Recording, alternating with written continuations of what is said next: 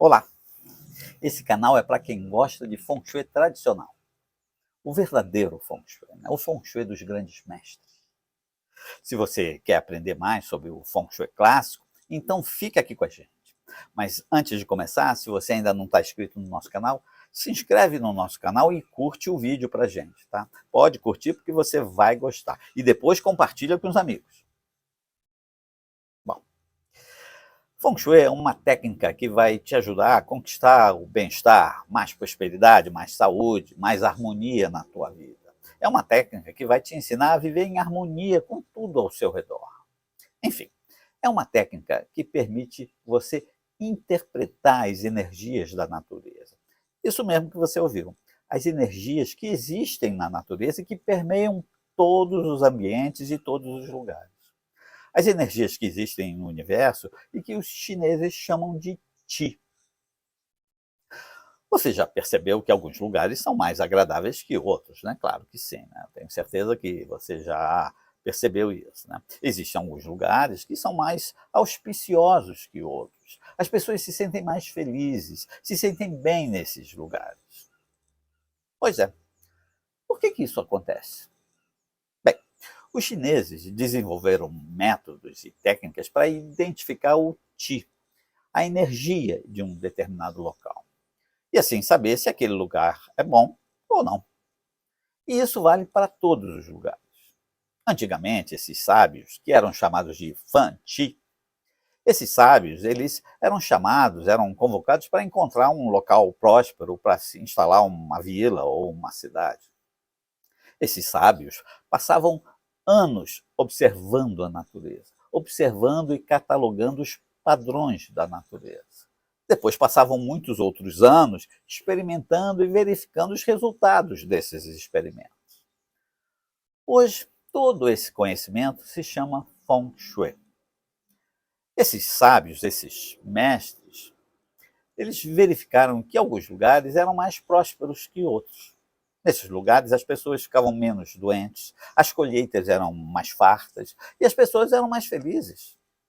Em outros lugares, isso não acontecia. Nesses outros lugares, não havia tanta prosperidade, as plantações não produziam tanto, as pessoas ficavam doentes com mais facilidade. Enfim, era diferente. Então, esses sábios, esses mestres, começaram a identificar alguns padrões desses lugares, né? Os lugares mais prósperos tinham mais ou menos as mesmas características. Havia uma certa similaridade em todos os lugares prósperos e também uma outra similaridade nos lugares que não eram tão prósperos, né? Que eram menos prósperos, né? Ou seja, os lugares prósperos eram parecidos entre si, da mesma forma que os lugares menos prósperos também possuíam uma semelhança entre si. E foi dessa forma que os padrões da natureza começaram a ser estudados e desvendados por esses mestres. Foi dessa maneira que os sábios começaram a identificar o que a gente chama de vocação de um determinado lugar, vocação de um local, vocação de um ambiente. Apenas observando a natureza e, com o tempo, observando o que acontecia com as vilas e cidades que eram construídas nesses lugares. Na China antiga, o céu era o local onde as divindades moravam.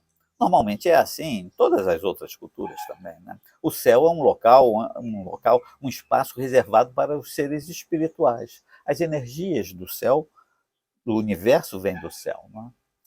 Na China antiga se acreditava, e isso faz parte do folclore oriental, eles acreditavam que havia 4 divindades celestiais que possuíam formas de animais. Esses animais eram seres que tinham a função de proteger um determinado local, proteger o meio ambiente, né, vamos dizer assim. Dentro do Feng Shui, essas 4 divindades representam, na verdade, obviamente, paisagens terrestres. Claro que elas não representam animais de verdade, né? Essas histórias e lendas, elas eram criadas para passar o conhecimento, facilitar a passagem de um conhecimento, né? Esses seres celestiais da antiga China eram o dragão verde, o tigre branco, a tartaruga negra e o pássaro vermelho. Cada uma dessas divindades possui um lugar certo para ficar para proteger um local, né? Eles têm uma posição certa, né? Na parte de trás né, fica a tartaruga, na parte da frente o pássaro vermelho, à esquerda o dragão verde e na direita o tigre branco, né. Cada animal, como a gente já falou, representa uma característica do relevo que circunda uma construção, um relevo, uma um site, né, uma paisagem. Então, atrás da casa convém ter uma montanha grande, que representa a tartaruga, para funcionar como um suporte sólido de proteção, né. O casco rígido da tartaruga representa essa proteção. Na frente da casa, que é a posição do pássaro vermelho, deve ter um espaço aberto e livre, como uma praça, um grande jardim, talvez até um lago, enfim. O pássaro vermelho está associado com o horizonte, com o teu horizonte. Então é sempre bom você ter um horizonte livre, aberto para você poder se expandir, para você voar, né? O tigre branco e o dragão verde também são figuras de proteção. O lado esquerdo do dragão, né, a posição do dragão, e o lado direito, a posição do tigre, né? Cada um desses animais interage com o ambiente e, naturalmente, com as pessoas que são sob a sua influência, né? Olha só, da mesma forma que a gente fala de uma construção, a gente também pode falar de uma cidade, de uma vila. É a mesma coisa. Então vamos aproveitar aqui e fazer algumas comparações para ver se isso tudo faz algum sentido, né? A gente começou aqui falando que mestres de Feng Shui, na antiguidade, né, eles eram chamados para escolher o local mais apropriado para a construção de uma vila ou de uma cidade, não é? No Oriente, Feng Shui é um conhecimento levado muito a sério, não é? Todo mundo em Feng Shui, lá no Oriente, né, todo mundo considera um conhecimento imprescindível na vida das pessoas, né? Desde os mais altos executivos de grandes empresas ao mais simples servidor, todos seguem a orientação e os conhecimentos dessa arte, né, desse conhecimento do Feng Shui. Então, uma vez que a gente colocou isso, né, vamos comparar então as cidades de Hong Kong, as cidades de Macau e a cidade do Rio de Janeiro, que todo mundo conhece aqui no Brasil. Por que essas três cidades? Bem, porque essas três cidades possuem uma geografia muito parecida. As três cidades, Hong Kong, Macau e Rio de Janeiro, são cidades que foram construídas no litoral muito próximo das montanhas atrás, né? Ou seja, são cidades espremidas entre o mar e a montanha. Hong Kong é uma ex-colônia britânica que continuou a prosperar muito e continuou a prosperar muito, muito, muito, mesmo depois de ter passado para as mãos dos chineses. Isso aconteceu em 1997. Aliás, a pujança financeira de Hong Kong só aumentou depois disso, né? Por quê? Por quê? Um simples torrão de terra, né? Um pedaço de terra pequeno, espremido entre o mar e a montanha, concentrando uma população enorme, gigantesca, e mesmo assim continua a prosperar como uma potência financeira. Quando você começa a avaliar o relevo de Hong Kong, você verifica que essa cidade manteve uma perfeita harmonia e respeito aos seus animais sagrados. O que isso quer dizer, né? Bom, para os chineses, as montanhas, os vales, os rios, as colinas, elas são sagradas. Na China, as montanhas sempre foram reverenciadas como dragões, mas não como monstros terríveis, perigosos, não, e sim como animais celestiais cuja função é proteger. Então é a proteção da cidade, né? De uma cidade, de um local, de um site. Quando fizeram a Grande Muralha da China, né, quando da construção da Grande Muralha da China, né, muitos sábios e mestres de Feng Shui da época, né, criticaram a obra porque viram as veias do dragão sendo feridas. Até hoje se acredita a essa obra, né, a construção da Muralha da China, é a razão principal da dinastia Qin ter durado muito pouco, né? A dinastia Qin foi a responsável por grande parte da construção da Muralha da China, pelo menos pelo início, né? Montanhas e colinas são dragões no mundo do Feng Shui. Os dragões de Hong Kong nunca foram feridos. Nunca foi dado a ninguém a oportunidade de ferir os dragões em Hong Kong. As montanhas são sagradas. Então, os dragões de Hong Kong permanecem saudáveis e, portanto, proporcionam uma enorme proteção natural para a cidade e, é claro, para as pessoas que moram na cidade. Olha só essas imagens de Hong Kong. Essa imagem mostra o litoral de Hong Kong, onde se vê claramente o arquétipo usado em Feng Shui, né? Proteção atrás, horizonte livre na frente para voar. A gigantesca tartaruga negra atrás, personificada pelas montanhas, e o pássaro vermelho na frente, ilustrado pelo mar aberto e livre de obstáculos para prosperar. As montanhas estão sadias, não foram danificadas.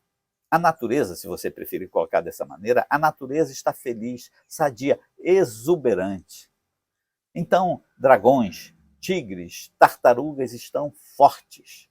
O Feng Shui de Hong Kong é vibrante.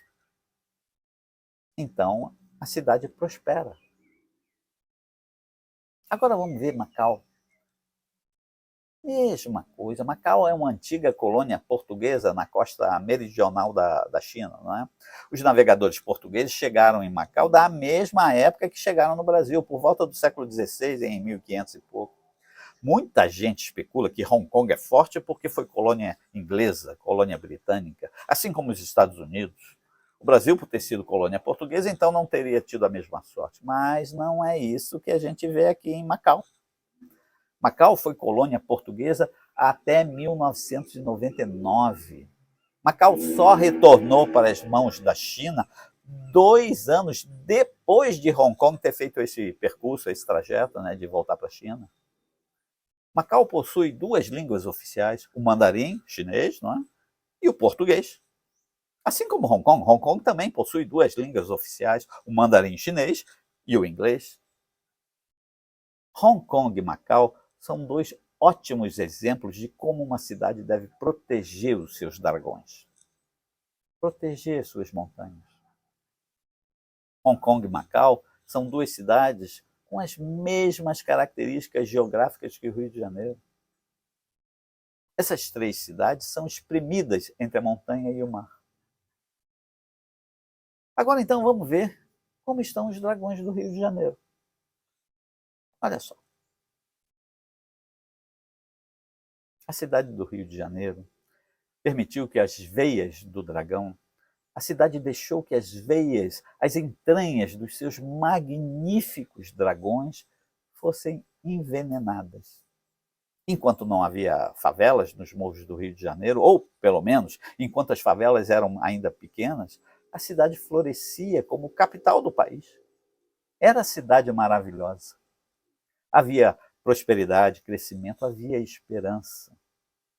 Até o final da década de 70, tudo ainda corria bem. O ajuste de rumos ainda era possível. Hoje, com os morros tomados por pobreza, violência, sujeira e doenças, os dragões da cidade não podem respirar. Assim, a cidade e seus cidadãos padecem. Não há retorno previsto. Por enquanto, a cidade permanece em um rumo sem volta. Hong Kong e Macau prosperam e se desenvolvem como um farol. Isso nos faz lembrar de tudo que o Rio de Janeiro poderia ter sido. Foi tudo jogado fora. Foi tudo desperdiçado pela incapacidade de interpretarmos a vocação de um lugar. Interpretarmos o desejo da natureza. Pela incapacidade de respeitar as montanhas, as colinas. A sucessão de governantes incompetentes, corruptos, condenou a cidade do Rio de Janeiro a um caminho de desesperança. Não há mais nada que se possa fazer. Isso é um caminho sem volta. Bom, se você gostou do nosso conteúdo e quer saber mais, se inscreve aqui no nosso canal, curte o vídeo e compartilha com os amigos. Tá? Se ficou alguma dúvida ou você quiser fazer algum comentário, faz aí, pode fazer, a gente tenta responder da melhor maneira possível. Vamos em frente. Vem comigo. E tenha um bom Feng Shui.